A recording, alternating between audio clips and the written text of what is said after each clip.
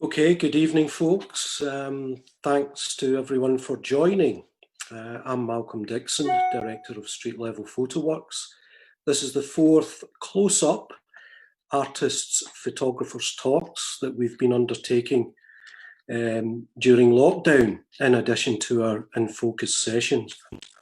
So it's a great privilege and pleasure to welcome this evening Graham MacIndoe, who's joining us today from the States. Where exactly are you at the moment, Graham? I'm actually in northern Michigan, and if I look out my window, I can see a lake that leads to Lake Michigan. So Yep. I'm in the northern part of Michigan, which is closer to Canada. Right, okay. But you're normally based in Brooklyn. Yeah, I'm usually in Brooklyn, New York, and I've been there for the last 28 years, but, on lockdown for the last 4 months. This is the first time I've left the city, but, I got myself a COVID test to make sure I was negative, and then jumped in a car with my wife and drove 16 hours up here to see her parents who've retired up here. So it's a nice wee quiet setting. It's very rural. There's not many people around, so Yeah. good for the heat. Okay, well, thanks for joining us. You're born in Scotland. I'll just reiterate a couple of things from your biog here. Born in Scotland, but actually brought up in Armadale in Falkirk, which I suppose is closer to Edinburgh. You're sometimes referred to as an Edinburgh photographer, but you studied painting, in fact, at Edinburgh College of Art, and then photography at the RCA, and you'll probably discuss that a bit later on. Yep. So you're the Associate Professor of Photography at Parsons, New York School in New York City, and you've been teaching there since 2011. You've worked as a photographer for 20 years. So in 2014, you and your wife, Susan, were awarded a fellowship from the Alicia Patterson Foundation for your project, American Exile, about families divided by deportation. Mm-hmm. Interviews and photos from that series were exhibited at Photoville in New York City in 2015 and Head On Photography Festival in Sydney in 2016. These are the authors of the dual memoir, Chancers, which is about addiction, incarceration and recovery, which was published in 2016 by Random House.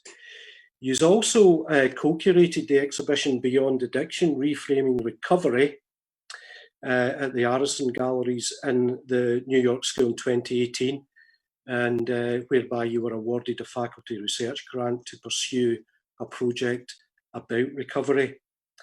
Other books that you've done are All the Young Punks in 2016, I think that one was, which you'll talk about later, and Cafe Royal Books just in the past few weeks have published a little photozine on a visit to a horse fair that you made in Ireland, and I think we might see a couple of images from that as well. You gained US citizenship in 2016, I believe, but you've got dual citizenship, US and UK. Little did you know then who might have got into power, and probably couldn't even have imagined that was actually going to happen. No, that was in the good old Obama days, which seems like some utopian dream now. Yeah. Your work's in various collections, but very delighted to say that the work Coming Clean is in the collection of the Scottish National Galleries. Work from Edinburgh in the 80s has recently been acquired by St Andrews Photography Collection as well. So well done to both of those institutions for acquiring the work. Now, you're not any stranger to street level, Graham, and No. Here you are. I'll just show a couple of images here just to contextualise things a little bit. So this is you on the left-hand side delivering my signed copy of All the Young Punks during the Rock Against Racism exhibition that we had on in 2017. And there you are with another young punk, Jeremy Sutton Hibbert, when you visited in January to see the Oscar Marzaroli exhibition. So you do visit when you do come back over. I do. hopefully that will remain the case. So you've got lots and lots of images to show this evening. So we'll kind of get started and hand it over to you, Graham, to share your screen with us. All right, cool. Let me just share the screen, and everybody see that okay? Yep. Okay, cool. Yeah, I mean, I'm going to dip and dive a wee bit and weave and bob, as they say. You know, I'm going to somewhat start at the beginning with what was influential for me in terms of, you know, photography, culture, music, design, all the things that I think are important in making us the people that we are and the image makers we are and the sort of communicators that we are. So, you know, I'm going to start there and then end right at the very end with the very latest work that I've been doing, and I'll sort of flip like back and forth a wee bit in the middle, but not too much. So this is me as a 16-year-old, you know, and, you know, punk rock was something that was introduced to me in 1977 as a 14-year-old. I had an unhealthy obsession with the Sex Pistols and the Clash at that age, and, you know, I started going to see punk gigs when I was about 15. Oops, why are these now gone? Sorry. All right. So, yeah, this was the first one that I ever went to, and it's weird, you know, just given that my latest work has been all about protest and specifically fascism in America and police brutality and stuff like this. This was one of the first gigs I ever went to as a 15-year-old in Craigmillar in Edinburgh, and it was an anti-Nazi league.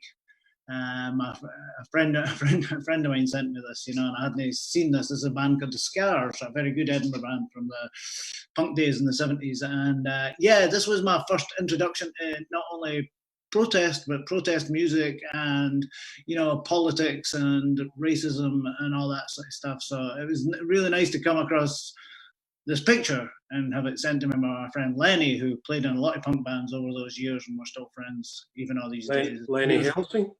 Yeah, Lenny Helsing. Yeah, you know? okay. Yeah.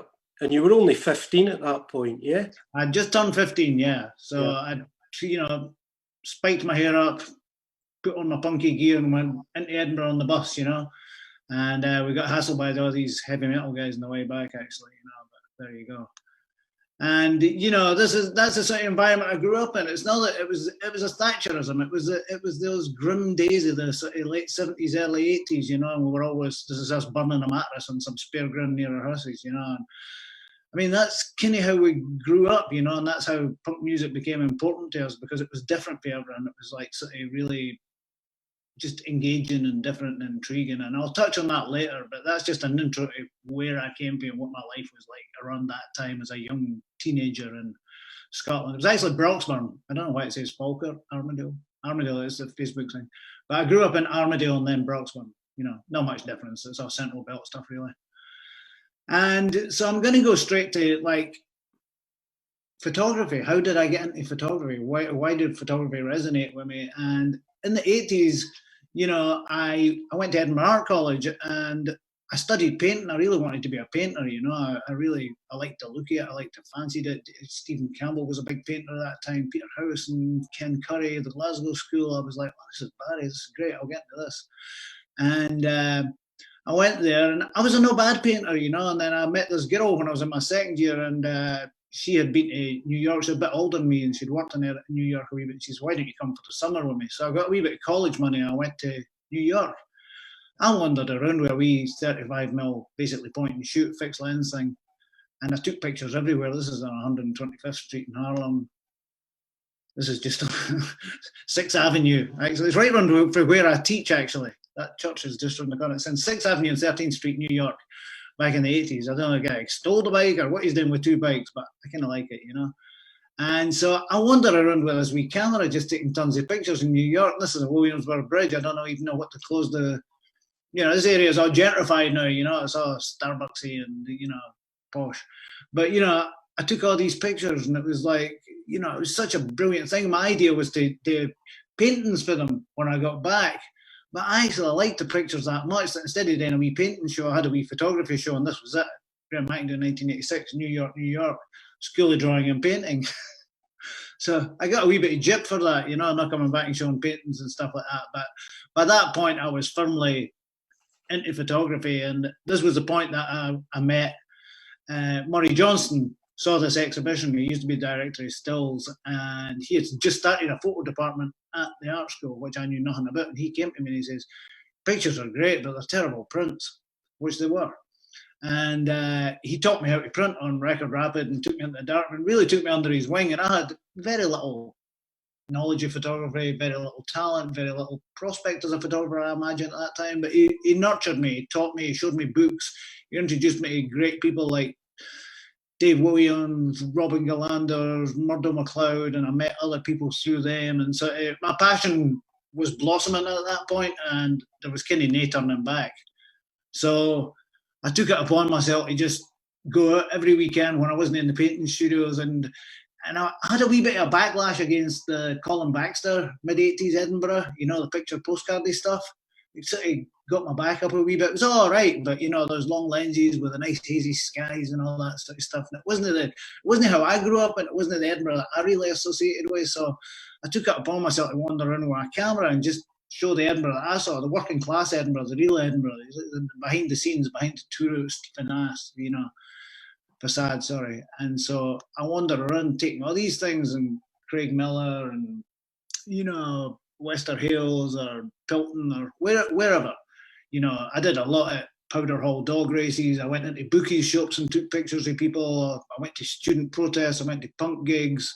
It's amazing. I just started scanning all these, the ones that Rachel at St Andrews University just purchased, and I had no idea they were all sitting on the box for years, and I'd only ever printed about 10 of them, you know, maybe 20 at the most, and I kept going through and finding more and more, and just think, wow, I just never really took the time to look through them, because I was just so much into the process of taking the pictures, was it actually really sitting down and studying and taking the time to look at them at that point. So here's some more of them. Some of these ended up in the collection. And of course, you know, my big love then was punk and music, and I'd photographed punk bands and music, so we'll touch on that in my book later on. But this is the Cramps, 1986 at the Empire Theatre. You know, I didn't consider myself a photographer, really. I was just somebody who took pictures. You know, that wasn't a label that went with me, photographer. It was just somebody who took pictures at that point. Although I did love photography very, very much, and I liked taking the pictures, but I never really considered myself a photographer. So I obviously carried my wee Olympus OM1 around with me everywhere at this point. You know, taking pictures wherever I went, different things, you know. These are off of that Edinburgh mid-80s series. And student protests, you know, it was Thatcherism, man. They were doing that thing, cutting student grants, taking away money, making it miserable for people who didn't have money. And so I found all these negatives as well, you know, all these like student marches all over Edinburgh, you know, people blocking traffic on Princes Street, march up and down the Grassmarket and everything. So that was really interesting to me as well, is to go back and revisit these sort of images, given the present situation in New York and what I've been photographing here with the Black Lives Matter movement. And you touched on it earlier, was the Café Royale. This is another body of work that I'd shot, actually, because in between that, I'd graduated from Edinburgh as a painter, decided to become a photographer, took a year out. I did a big project on coal workers and coal men in Edinburgh. They're not in here. I couldn't put everything in. I had to edit some stuff out. Went to Ireland, and I stumbled across this horse fair called in Ballinasloe. I took a lot of pictures there as well. And again, I just printed up a couple because I was at the Royal College and just moved on to the next project. You know, I never really spent time with them. And so I rescanned all these and found them and edited them and put them up on my website and showed them to Craig at Café Royale. And he was keen on doing a wee book. And he did a beautiful job. It's a nice wee book. And these are some of the images for there. Again, just one camera, one lens, just getting right into the mix, right in the middle of it, and then finding those wee quiet moments on the outskirts, which I quite like to do when I'm taking pictures, you know, turn the camera the other way and look in the other direction. So, yeah, so I took those, and those are in the wee Café Royale book and stuff. So, you know, and again, it's I'm always intrigued by people, always been a sort of, I don't know if I'd call myself a photojournalist, more a documentarian, you know, because I didn't really work as a photojournalist that much, and I didn't really do that sort of newspapery stuff, but I really loved photographing people going out there, and it was just my way of engaging with cultures and places and people and things that I would never really get a chance to otherwise. Same when I went to London. It was, again, I just loved going out in the street and photographing those little weird, odd moments and things that I saw on the street. So a lot of these were taken at the same time, just after the Irish ones, but these were in London in the late 80s. This is at Brick Lane Market. This is actually right in near Trafalgar Square, Piccadilly Circus. Some guy wrapping some other guy up in chains. But yeah, and it's as much about the expressions on the people's faces looking at the guy and the old telephone boxes as well, as it is, the guy, whatever he's doing. And again, just walking around, you spend a lot of time. The thing that makes this for me is this, if you can see it up there's this wee dog at the back, sitting against the wall, just casually looking at this woman stroking this horse, because he's sticking it for the side of a wall, It's just those little weird moments that I like to capture, and spent a lot of time just wandering around London and stuff like that, just taking these types of pictures. But after Royal College, I had a kid, and my girlfriend at the time really wanted to go to New York, and I was always wanted to go back, seeing as that was the place that introduced me to photography. So we decided, let's go to New York, see how it works out, spend a couple of years there, and then we can bounce back to London. That was 28 years ago next month, and I'm still here. But one of the first people I met there was Quentin Crisp. Used to see him walking around the street, So I did a whole series of photographs of him, which I've recently rediscovered as well a few years ago. And I just started scanning some of those. I went to his house and hung around his he lived in a rooming house, just one wee room in a house, piles of books everywhere, teeny wee pokey place.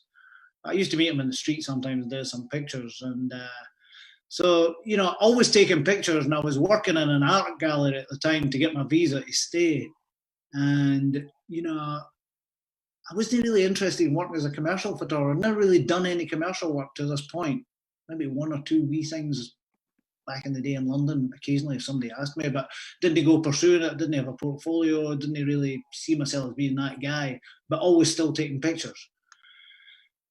And that kind of changed after I'd been there a few years. Somebody I knew who was an art director at a design agency says to me, why don't you be working commercially? He says, I could get you a couple of jobs. So he got me a job doing this big annual report for the American Foundation for Age Research. That was in the sort of late 90s. And for several years, or 4 or 5 years after that, my commercial career kind of blossomed, as it were. Shot stuff for IBM, shot famous people, photographed for the Guardian magazine, did a ton of stuff. But it kind of also kind of took away from I had a very specific style. I didn't like things. I did things as they are. It was very casual, I just used available light and shot people where I found them and stuff. But, I did some great pictures. I photographed great people like Desmond Tutu and Michael Stipe and Jeff Koons and a whole slew of other people, But I found I was only picking up the camera to do jobs a lot of the time. I'd lost that drive to just be making pictures as opposed to taking pictures for money, which was all fine. So, here's some stuff in New York over the years. I did this. This was what I found was more rewarding. I used to get these jobs for design companies. This was a whole series of photographs. This woman's name's Sophia Leja, and she's a civil rights activist and fights for prisoners' rights. And I did a big job that ended up being a part of a big, huge exhibition called States of Incarceration, which toured around the whole of America. And I did portraits of these academics, activists, and civil rights people. So she's just one of them, but I did a whole lot of that. So I found my work after that really commercially stuff segued into something that was kind of more interesting, and I think that's just the beauty of photography. You can, make it work for you wherever you want to go. And this is a guy for Game of Thrones, and whose name's escaping me right now for some reason, even though I've met him about 20 times. And yeah, and you even get to photograph people like Julia Roberts, which is great. I did this for an AIDS campaign several years ago in New York. Really nice, really sweet. Disney Stop Smiling. But and then Matthew McConaughey. These are all more recent things over the last several years. Did him just after he did Dallas Buyers Club. The great conversation with him. The thing about that sort of photography is it gets you in front of these amazing people like Gary Oldman and Randy Newman and whoever it is, and you get to have these conversations about their life and what they do. And I had a great conversation with Matthew McConaughey about running marathons, of all things. But yeah, so I put this in here because I spent a day with Tony Bennett once for, I don't know, GQ or some other magazine. There's a Polaroid from it. But during this whole, I mean, I know probably a lot of people that have jumped into this probably know some of my stories, some of my stuff at the Scottish National Portrait Gallery. I have some idea, me being on Scottish TV and various other wee places that have been written about me, about my trajectory from, you know, prodigal son to heroin addict, and then the bounce back to where I am now. But had started messing with drugs, you know, early on when I was in New York a wee bit. And, you know, I'd never been big on drugs or drinking in Scotland, you know, a wee bit here and there. And then I was just around a lot of people who were using, I had a lot of money, I was flying all over the place. And, you know, I got myself a terrible habit. And you can see it in this photograph. I always look at this one with Tony Bennett. I spent the whole day with him, and I was so messed up that day trying to drag myself to the shoot. You can see my bleary eyes, my hair's a mess, and I was just unshaven. And I'm turning up to photograph Tony Bennett. He's got a suit and a tie, and he was all brilliant. He took me for dinner at this amazingly posh restaurant, and I just looked like I've been dragged in off the street, you know. But, you know, when you're on the drugs and stuff like that, you're not aware of how bad you are, you know. And I always look back at this and like, wow, what a state, you know, the bloated face, you know, everything about it. So that kind of leads me into this, which was, you know, I spent about 9 or 10 years of my life in there addicted to heroin and crack. You know, it was a tough trajectory. I'm not going to go into it in depth because it's been touched on a lot. This ran in the Guardian magazine. They did a New York magazine in New York, kind of simultaneously. They all did big print things and online things. And it was like, you know, just my journeys through addiction and recovery and where I am now, you know, because I did have the foresight. Again, it's that thing about I'm always taking pictures, you know, and a lot of the time, I say this to my students all the time, it's like, don't question it. They're always asking me, what's that picture's meaning? Trying to dissect them and work out why they're taking pictures. And I'm saying, sometimes you don't have to do that. Just take the pictures. Take the pictures right now, put them away, and sometimes they don't make sense for years. It's like the stuff I'm showing just now, the stuff that St Andrews bought, the stuff that Craig published, you know, sometimes they don't make sense at the time. You just put them away and they make sense later, or you rediscover them, or you do other projects, and then they start little creative things inside your head. But I'm always saying, I spent years photographing the people around me at first, and then photographing myself and my descent into addiction. And I decided to put all the pictures of other people away and no show them. They're sitting on a hard drive in my studio, and there are some crazy pictures in there that I'm sure would be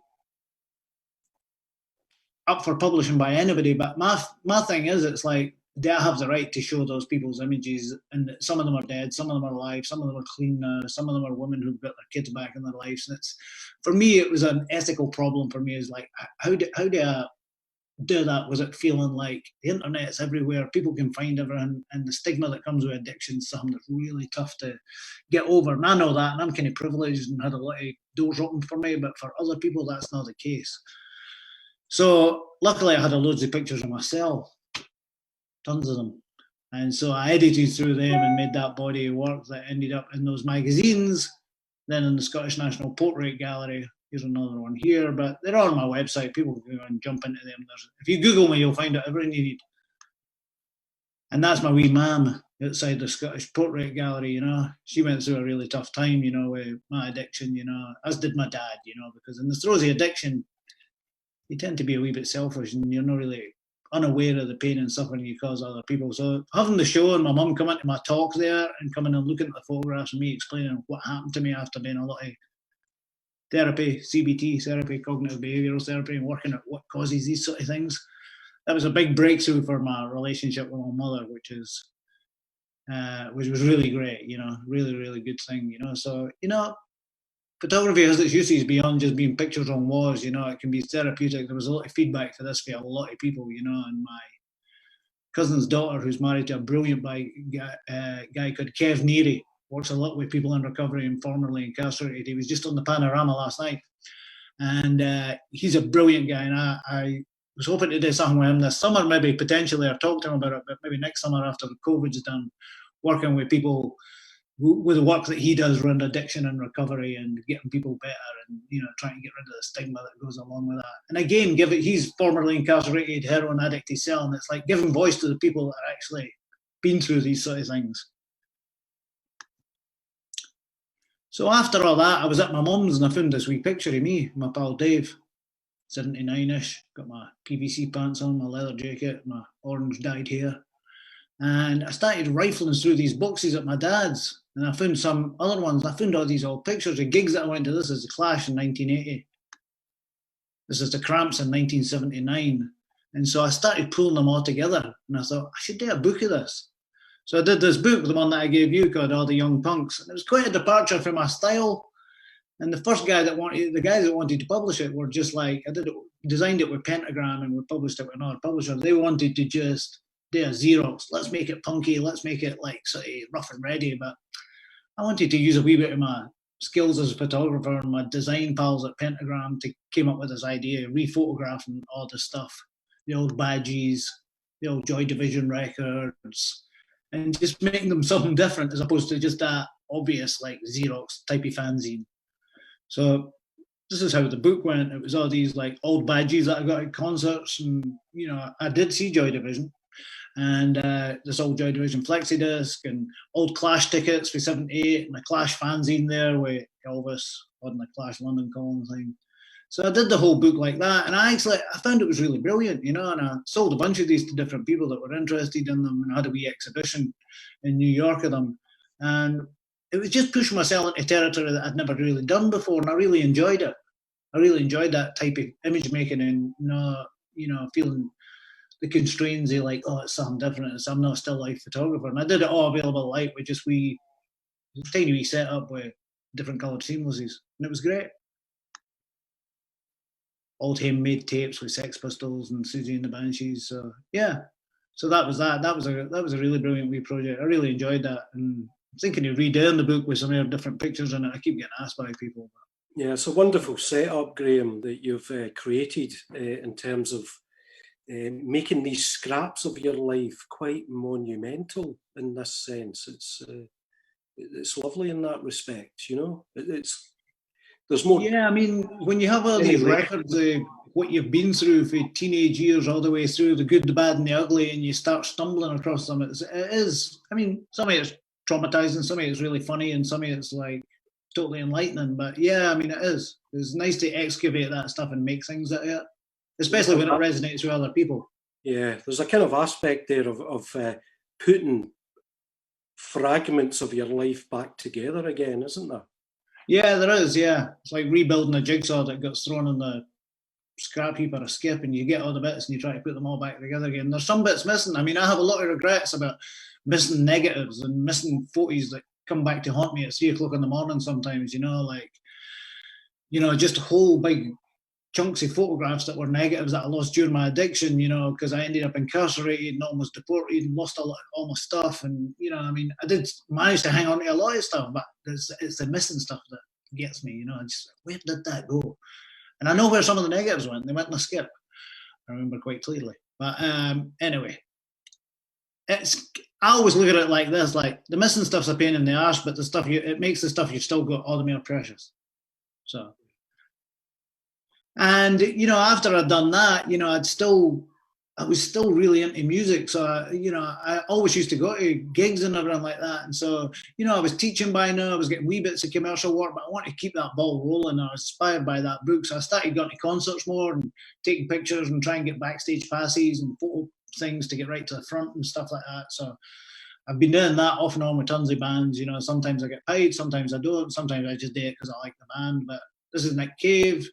Become quite friendly with his drummer actually, and yeah, this is Fontaine's, an Irish band that I've photographed a couple of times. A really amazing band, and I still get that thrill of going to see a good new young band that I used to get when I was like 15 or 16, which is great. I suppose I'm the oldest teenager in the crowd really when I go, being in my 50s and think I'm still, you know, into this kind of music. And Idols, I started working with them a couple of times. A bunch of beautiful guys, spent a lot of time with them. Fantastic bands, fantastic lyrics, socially minded, great. The second time I went to see them, it reminded me they were so on point, and it was their biggest ever sort of soul gig, you know, that they played. And it reminded me like the first time I went to see the Clash in 1978, just that energy and the message in the music, and everything about it was so good. Anyway, if you've never listened to them, give them a spin.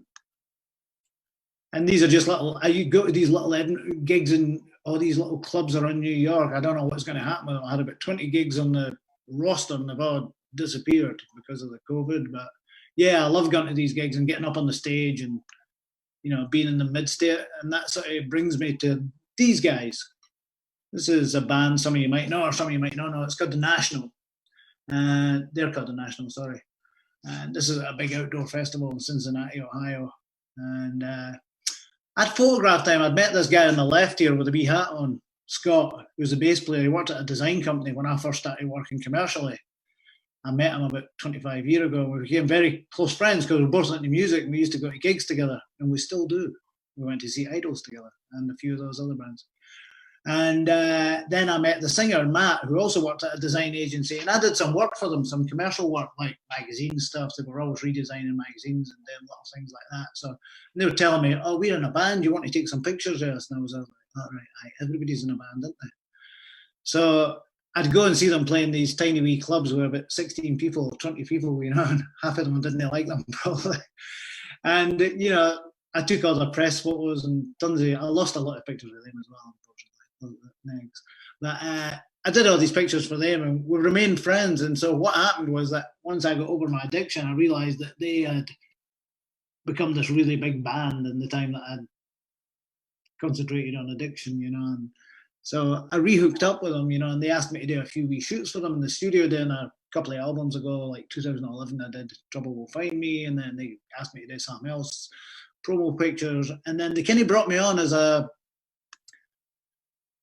their photographer. I went on tour with them. I've been to Europe. I've been to all over America. I've been Scotland, everywhere with them, you know, and in the studios with them and rehearsals and all that sort of stuff. So I spent the last 4 years touring with them and being with them off and on, different gigs. Not all the time. They're on the go all the time. But just when I could fit it in, you know, I did things like be on the tour bus for 8 days, traveling through the southern states of America and stuff like that. And flying to Paris when they were doing their pre-Glastonbury sort of thing and all that. So that's been really good. And it's interesting because they're like really good pals and I've known them all for 25 years or something like that, 20, 25 years between them, you know. And, you know, it's that ability to get into these situations with a band where you're just like, you're not that guy at the front of the stage for the first 3 songs that they throw out, you know, you're in backstage where they're taking their kids to these gigs and they're surrounded by all this sort of chaos and stuff like that. And I like to try and capture that, you know, keep it more real, you know. And so I'm working on a huge big project with them right now that's under wraps, but, you know, with all these photographs have taken over a while. But I threw these last 3 in because this was last year. They played at Glasgow at the Bandstand. And this is a wee gig for them. They've played huge big things at Victoria Park and Glastonbury, but they still love to go to these places like this and play in front of a few thousand people at a wee place called Glasgow because they remember they went to, is it King Tut's or something like that? They played Glasgow a lot of times on the way up, tiny wee places. So they always go back to those places. They're really good that way. So this is at Glasgow Bandstand. This is at Glasgow as well. Matt's that guy who goes into the crowd. I don't think there'll be much of that with the COVID going on. And this is in Sauchiehall Street. I'm not quite sure where, but it's on Sauchiehall Street.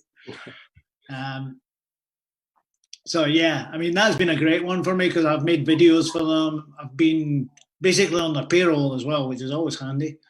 You know, and making them images, which they use everywhere. I mean, it taught me how to, you know, they have a big social media machine that works nationally and internationally, and I'd be at shoots and I'd be Wi-Fi pictures from my camera to my phone and then sending them to their agent in London who was posting them while a gig was going on. That was all new to me, you know, but that's the way these guys go, you know. You got to keep it. They were one of the first bands I knew who had a website and had an interactive sort of thing with their fans way back like 20 years ago because Matt, the guy on the right, the singer, was then at the very cusp of that sort of interactive design and technology, so he knew how to do all that.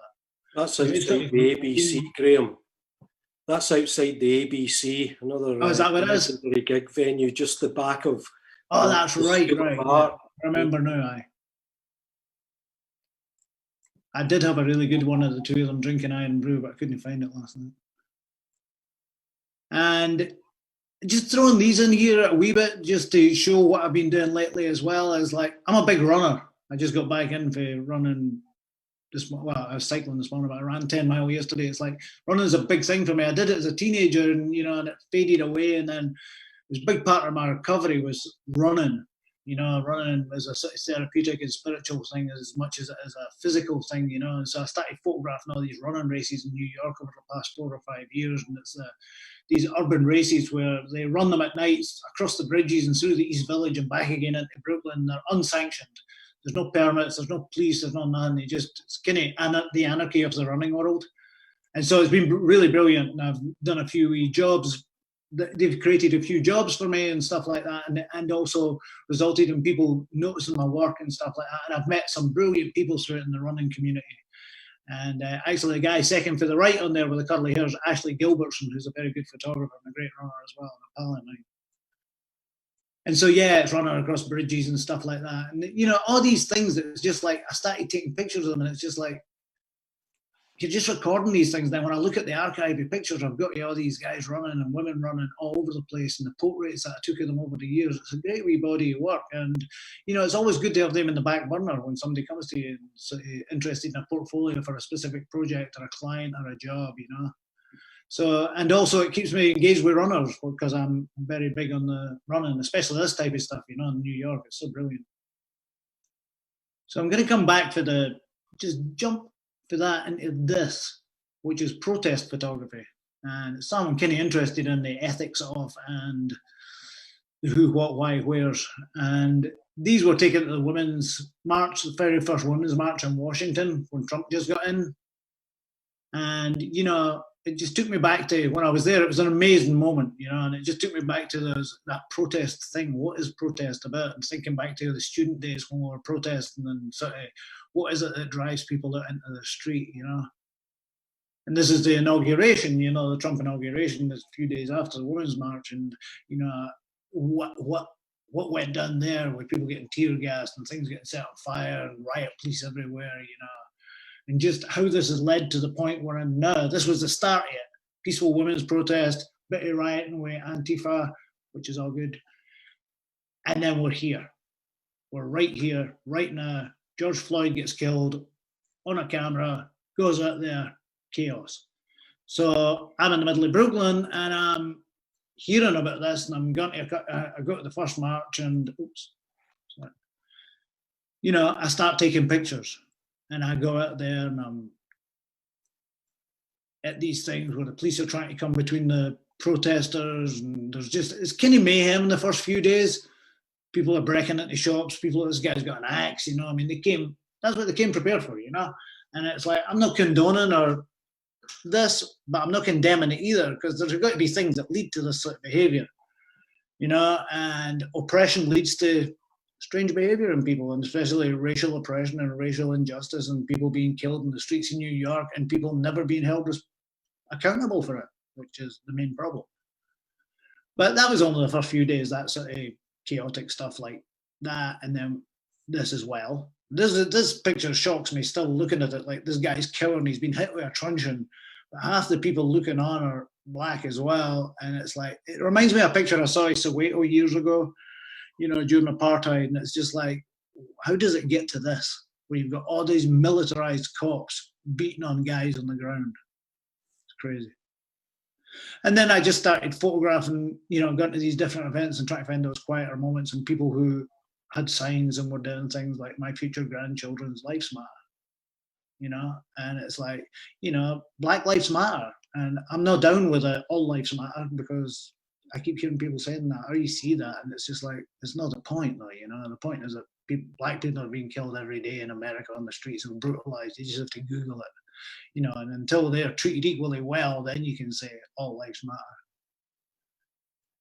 And here, they were blocking the roads. We marched across bridges. You can see the people on the right-hand side there marching across the bridge. They'd been blocked by the cops. The cops were everywhere. This is in the middle of a pandemic, and there's so few cops wearing masks. Most of the protesters are wearing them at this point. Another bunch of cops. This is a wee bit soft because I got pushed over by a cop and my lens got broken. That was a wee bit out of alignment. I had to buy a new one. And then this, brilliant, taking over the Brooklyn Bridge, the roadway and everything. Thousands of people just saying, fuck it, we're taking the bridge. And we walked across the bridge into Manhattan to the other, you know, I've got thousands of photographs. I'm trying to edit them in my wee quiet time up here in Michigan so I can get them on my website. But, you know, I took so many pictures. But yeah, so I mean, I'm particularly interested in this because, you know, I'm not black, obviously. I've been through the criminal justice system. I've met a lot of people who are black through that. I understand the injustice. I see it and everything like that. But I also, it's hard for me sometimes getting into these situations. You know, when I first started in the first few days, there was like a ton of, there was nobody taking pictures. And then all of a sudden there was like every press photographer and everybody just trying to say, oh, I'm engaged with this. I'll take some pictures of a few signs and stuff. You know, and I was in the mid-state for a while before that sort of happened. Then I felt kind of awkward about it. And then I was more like, you know, I've backed off a wee bit. You know, I had all these sort of things where I was like marching with them right up through Manhattan, from Brooklyn right up to Central Park, stopping every so often, taking a knee. You know, it was all good and it's great, and I'm still doing a wee bit here. But my thing is that, you know, now with the Occupy City Hall and everything like that, there's a lot of really good young black photographers that are taking pictures as well. And it's kind of like how I felt about addiction and recovery, and it's like that. Let the more directly affected people make a lot of the pictures as well, you know. So, you know, not that I can't make pictures and I can't put them up there as well, but we need to engage with those who are, that's their life, you know. So I think that the door should open for these sort of things, you know. Everything about imperialism and colonialism and racism and 400 years of slavery in this country is something that has to be addressed. It has to be addressed now, you know. I mean, even in Britain and Scotland, the history of slavery is pretty shocking, you know, and the people who made money is shocking as well. And just this old colonial British attitude or empire or commonwealth, it's kind of frightening given these days that we still celebrate that. And so, you know, I mean, I just kind of feel like, you know, the time is, hopefully the time has come for big change in America especially, and that these sort of intolerance from people, once we get rid of Trump, hopefully, and that, you know, black people will have an easier, but it's not just black people, it's blackness, it's poverty, it's stigma, it's incarceration, it's like injustice is a big brush that's swept across America, you know, and black people are obviously getting the brunt of it, but you go to poor white areas as well, but they've been taught that other people of different colours and different races are the problem by the rich people, you know. It's a divide and conquer thing. So you go to these poor white neighbourhoods and they blame it on these people. It's a crazy situation, but I'm just looking forward to seeing. I know that are really good. There's a guy called Sean Pridgeon who's done some amazing stuff. He has stuff in the Guardian recently. He's from Brooklyn near me. I know him a little bit, and he had stuff in the Guardian. You know, the bike rides they did, these unsanctioned bike rides, a bit like the races, but thousands of people on bikes going through Manhattan, you know. And this, before the riots came along, was what I was doing mostly, was the COVID, right in the depths of March, April, when this shit really kicked in. And so these are a handful of, I've got tons of these as well, and I need to edit those down, but these are a handful of pictures from there. And I'm still doing this. Kind of changed a wee bit, and it got overrun by the Black Lives Matter, quite rightly, or somewhat like that. But I looked up the metadata on these, and you guys in Scotland are just starting wearing masks. And Boris said people in England have to start wearing them on the 24th of July. These were taken in April the 7th. 3 months ago, people in New York were wearing masks. We have the lowest rate of infection and spread in the whole of the US, in New York State. And because we wear masks, so get the mask on, guys. This is Mexican workers coming off of the shift near a big factory near where my studio is, walking along. Again, April, all wearing masks. This was right at the very beginning. I saw this guy standing in the street. It's not really a COVID picture, but it kind of sums it up for me. Is just that everything about that painted out window, you know, that people were doing so that people couldn't look into closed up shops and stuff like that, and the boarded up shops and everything. And then people just getting on with it. I'm skateboarding, I got my cup of coffee, but I'm wearing a mask, you know. So this is part of started as a series called Graham on his bike, because I bike everywhere, and I was just taking pictures with my wee point and shoot for the bike, and then it sort of grew into Graham on his bike, photographing COVID things. But yeah, I mean, I've got a ton of these pictures as well that I need to edit and go through, but, you know, it all kind of ties in together, you know, I think. This wee guy, you know, you couldn't go to the gyms, and I watched this guy for the Brooklyn Bridge doing his wee taekwondo workout in the roof of this old building. going to end it with this one. It's Robert Frank. I met Robert Frank in 1991 in London when I was there, just before I came to New York. Took a couple of great pictures of him with my son, who was less than a year old. And he gave me his address and his phone number and says, if you come to New York, look me up. I was like, it's Robert Frank. and I did. I went to see him a few times early on when I came, and then bounced in and out a few times more. And then the whole commercial photography addict thing kicked in, and I didn't see anybody. And then once I got clean about 10 years ago, I started going to see him again. And then more often over the last 3 or 4 years, I would go every few weeks or months. And then in the summers he was up in Nova Scotia. But I just used to sit and talk to him, and he was old and he was great and he came up with brilliant stories, and sometimes he was very, very funny, and sometimes he was really, really not very funny.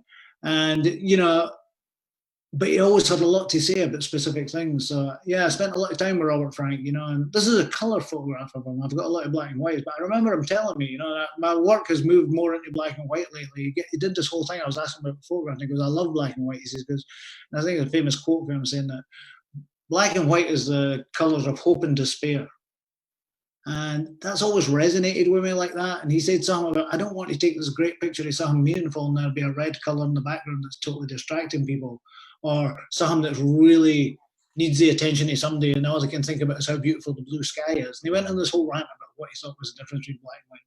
And some of it's relevant and some of it's not, but, it just really stuck with me then, and then looking at all the old stuff that I'd done. So I've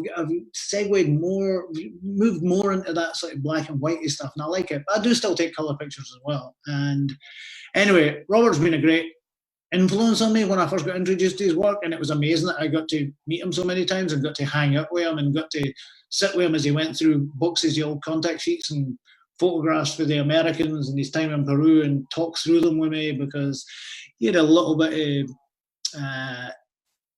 forgetfulness, shall we call it, in his later years. And, it was good to keep him engaged with things. And he could remember, you show him a exhibition catalogue for 1959, he'd remember the names of people and everything, and where he took pictures and what happened at this place in Detroit in 1956 during the Americans. But he couldn't remember the last time he went to see him sometimes. So it was always really nice to be able to go there and spend time with him and have a cup of tea and look at photographs and show him photographs and all that sort of stuff. So, yeah, I mean, that's kind of it. It's been a wide and varied 35-year-ish, and there's a lot more in there, you can't sum it all up that quick, but it's always amazing to me to be asked to do these things. I really enjoy it because it makes me go back and reevaluate where I've been, what I've done, who's important in my life, who's making good pictures now, all that sort of stuff, and yeah, I mean,